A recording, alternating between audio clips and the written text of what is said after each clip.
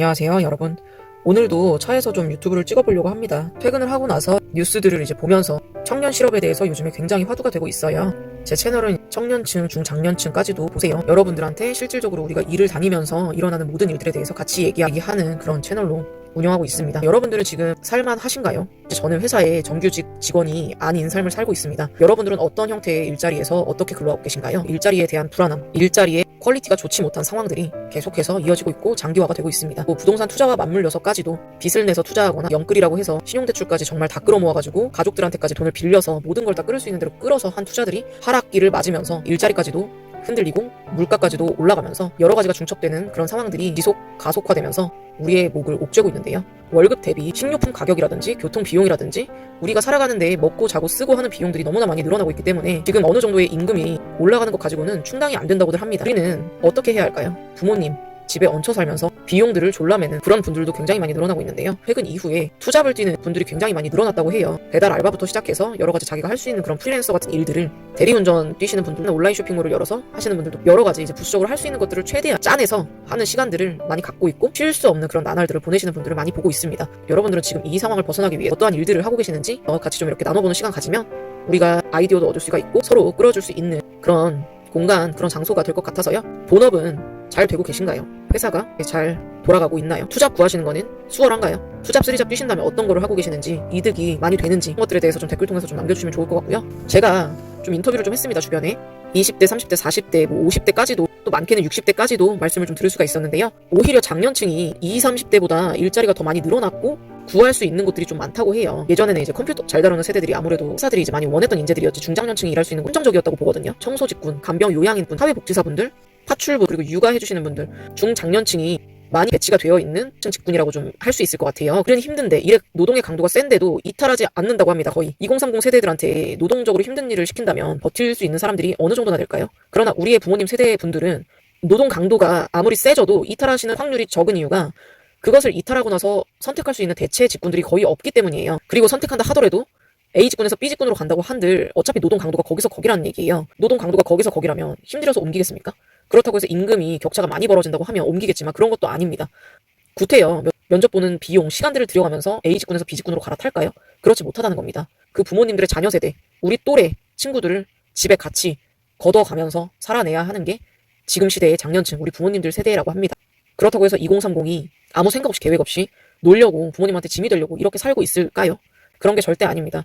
인터뷰를 통해서 이야기를 들어보니까 굉장히 많은 노력들을 하고 있었어요. 블로그, 유튜브, 인스타그램, 페이스북 등등을 스토어를 열어서 물건들을 팔고 있다든지 오프라인 가게를 내서 창업을 해서 창업 지원을 받고 이런저런 교육을 행한다든지 여러 가지 방면에 노력하시는 2030 세대들이 많았습니다. 그런데 왜 우리는 적자의 생활을 영위하게 되는 걸까요? 저출산의 문제는 당연시되고 있고요. 딩크족이 굉장히 생소했었지만 지금은 너무나 당연시되고 있는 시대입니다. 딩크족의 단어를 대부분의 사람들이 몰랐던 때가 있어요. 그런데 이제는 딩크족이라고 하면 바로 알아듣습니다. 그러니까 아이를 갖지 않고 부부생활을 하는 것, 부동산은 계속해서 상향할 것처럼 오르다가 하락기를 맞았습니다. 주식 투자도 부동산과 마찬가지로 계속해서 오를 것처럼 하다가 대다수의 분들이 평가 손실을 안고 있는데요. 자포자기한 상태로 살아가는 분들이 대다수였어요. 이것을 뾰족하게 뚫고 나갈 수 있는 방법은 제가 봤을 때는 우리 마땅한 게 있을 것 같지 않았습니다. 투자를 해서 한 번에 2배가 되지 않는 한 우리가 지금 입고 쓰고 먹고 자고 하는 것들에 대한 비용이 충분히 감당되지 않을 것을 이미 모두가 알고 있고요. 그럼 당장 투자한들 2배로 오를 만한 것을 찾는 것도 불가능하다는 것을 알고 있습니다. 우리의 본업이 어느 정도의 벌이 이상은 안 되지만 그래도 가장 소중한 벌이임에 틀림이 없고 투잡, 쓰리잡을 하신다면 그것들이 어느 정도 수익화가 될 때까지 시간이라는 게 필요합니다. 그리고 배움도 필요하죠. 그 사이에서도 투자 공부가 병행이 되어야 하는 현실입니다. 먹고 싶은 것 마음대로 먹을 수가 없어요. 사고 싶은 것 예전처럼 살 수가 없습니다. 가고 싶은 곳도 예전처럼 갈 수가 없어요. 지금 우리가 이것을 뚫고 나갈 수 있는 방법은 뚫는다는 생각을 하기보다는 버틴다는 생각을 하는 것이 맞을 것 같습니다. 지금 매일매일 하고 있는 이 사소한 생활들이 이 상황을 바로 획기적으로 바꿀 수 있다고 생각하지 않아요. 버텨내고 감내해 나간다고 생각을 하다 보면 결국에 하나가 더 좋아지면 또 하나가 좋아질 수 있는 가능성이 생기고요. 또 연결고리가 돼서 결국에는 스텝 바이 스텝으로 한 계단씩 오르고 단추 하나씩 순차적으로 끼워 나가듯이 해나간다면 결국에는 모든 단추를 끼울 수 있는 날이 올 거라고 믿거든요. 또 당장 투자를 해서 어떤 직업군을 바꿔서 이직을 해서 바로 나아질 거라는 생각을 하기에는 힘든 상황이다. 받아들이고 내가 할 수 있는 2번째 것, 3번째 것을 찾아서 배우고 계속해서 해나간다면 퇴근 이후에 몸과 마음은 조금 지치겠지만 조금이라도 집에서 독서하신다든지 강의 같은 거를 조금 이렇게 들으신다든지 무료 강의 같은 것들도 많거든요. 유튜브에서도 이런저런 얘기들을 해줍니다. 경제 이야기 그리고 앞으로의 방향성에 대해서 얘기할 수 있는 채널들을 좀 구독을 하시고요.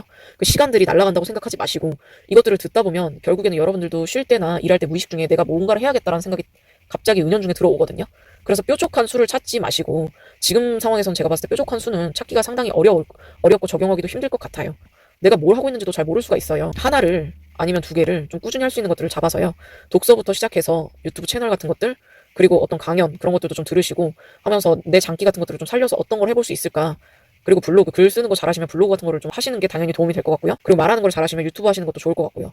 알바를 좀 본업 이후 퇴근 시간 이후에 좀 고정적으로 할 수 있는 것들을 한 개 정도부터 시작한다는 것, 일주일에 하루만이라도 1시간이라도 알바할 수 있는 것들을 찾아서 좀 시작해 보는 것. 처음부터 거대하게 시작하려고 하면 하기가 싫어요. 일주일 내내 나가는 뭐 설거지 알바 같은 것들을 하려고 하면 본업도 힘들어 죽겠는데 어떻게 합니까? 벌써 마음먹기가 힘들어요. 마음먹기 힘든 일 시작하기도 힘들어요. 왜냐면 하기가 싫거든요. 그러면 하기 좋게끔 만들어야 돼요. 일주일에 5일을 설거지 알바를 막 3시간 이상씩 하는 거는 무리입니다.